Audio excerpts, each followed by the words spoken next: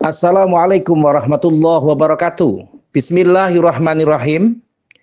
Ketika kita persiapan di bulan Oktober untuk menghadapi Saudi Arabia dan menghadapi Irak, tentu ada hal yang menarik yang tentu kita harus sikapi, dan pemain kita tentu harus berupaya untuk semaksimal mungkin menghadapi dua pertandingan dengan militan, dengan sesuatu yang lebih kuat dan lebih terorganisir, yang paling penting tidak egois.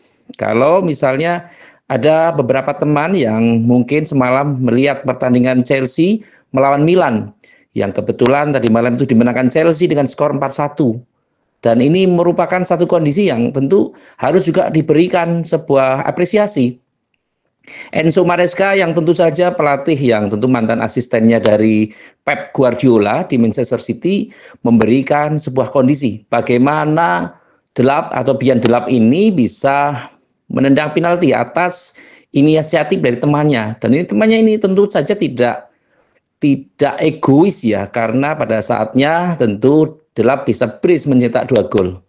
Dan tentu saja ini perlu dicontoh oleh pemain-pemain kita. Tentu ketika nanti dikoordinasikan bahwa menurut informasi bahwa Meliano Jonathan dan Mauro Gisestra ini akan tandem di pemain depan timnas kita, tim senior kita, karena mungkin oleh Romney diragukan kepastiannya untuk bisa main, walaupun dia sudah berupaya semaksimal mungkin untuk memperbaiki kondisinya, tetapi tentu saja kita tidak bisa berharap banyak atas itu semua. Tapi dalam hal ini tentu egoisme dari pemain-pemain kita, timnas kita tentu harus betul-betul dijaga supaya tidak egois sekali.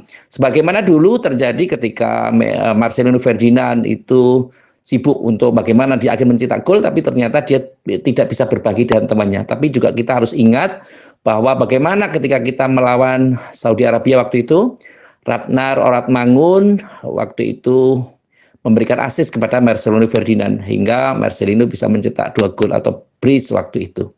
Tentu menjadi perhatian kita sama-sama bahwa ada media internasional dari Irak yang menyatakan bahwa persentase Indonesia masuk Piala Dunia itu hanya 7%. Sementara Irak sendiri itu mencapai angka 63,2% dan Saudi Arabia 33,22%.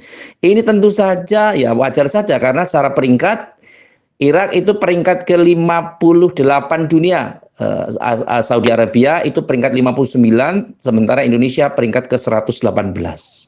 Tentu di atas kertas berbeda dengan kita berada di atas lapangan. Kita tahu bahwa ketika pertandingan pada saat lalu ketika melawan Irak, Indonesia itu masih dilatih oleh Sintayong dan waktu itu kita belum pernah menang. Tetapi dengan Saudi Arabia ketika dilatih Sintayong, waktu itu Indonesia menahan imbang 1-1 di sana dan bisa memenangkan ketika justru di Indonesia bisa 1-1, ternyata di kita di Indonesia bisa 2-0. Setidaknya ini menjadi perhatian bahwa memang Indonesia tidak hanya jago kandang. Tentu saja ini juga menjadi perhatian pula bahwa tim kita antara transisi bertahan dengan menyerang itu harusnya sama baiknya. Terutama ketika kita berada nanti ada diperkuat dengan pemain-pemain yang cepat di sayap kiri, sayap kanan. Mungkin sayap kiri ada Kelvin Verdong yang tentu saja tidak diragukan kepiawaiannya dalam menata atau dalam mempertahankan kondisinya, dan tentu saja ada Tom Haye, dan Tom Haye ini berada sekarang memperkuat Schalke 04 di Jerman. Tentu saja ini juga memberikan kepercayaan diri yang luar biasa, yang tentu saja ini bisa dijadikan sebagai suatu pertimbangan. Dan yang paling penting adalah mempersiapkan kondisi. Semakin banyak tim kita berada di Eropa tentu akan semakin membantu, dan semakin banyak menit bertandingnya tentu akan semakin membantu tim kita untuk bubar. Dan sebenarnya bubar ini penting kaitannya untuk bisa menata kembali bagaimana Patrick Clifford nantinya akan menyusun 11 pemain yang menjadi pemain inti dari tim nasional kita.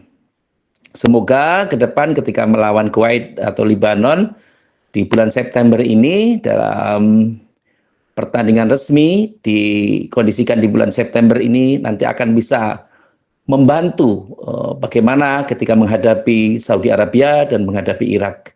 Tentu saja Irak juga bukan tim yang super power, karena ketika dilatih oleh Roberto Mancini dan dulu dilatih juga, sekarang dilatih oleh Graham Arnold, ternyata Indonesia ketika berhadapan dengan Australia, ketika dilatih Graham Arnold, waktu itu tim mereka, Australia, juga tidak bisa mengalahkan tim kita. Termasuk juga ketika Roberto Mancini melatih Saudi Arabia, mereka juga belum mampu mengalahkan timnas kita. Tapi yang paling penting, jaga semangat kebersamaan dan mohon untuk netizen untuk tidak menghujat kepada timnas kita. Apapun hasilnya, mereka akan memberikan yang terbaik. Dan kurang 2 langkah lagi, 2 pagar lagi, 2 pertandingan lagi, Indonesia akan masuk Piala Dunia tahun 2026. Terima kasih kepada semua pihak yang telah membantu terselenggaranya acara ini. Semoga momentum berharga ini bisa kita jadikan sebagai saran untuk bersilaturahim dan saling memotivasi satu dengan yang lain. Dan terima kasih pada netizen yang telah like, comment, subscribe, dan share ke grup masing-masing. Semoga amaliah penjenengan dibalas Allah Subhanahu wa taala. Sekali lagi, mohon maaf atas segala kekurangan. Saya akhiri, wallahul muwaffiq ila aqwamit thoriq. Wassalamualaikum warahmatullahi wabarakatuh.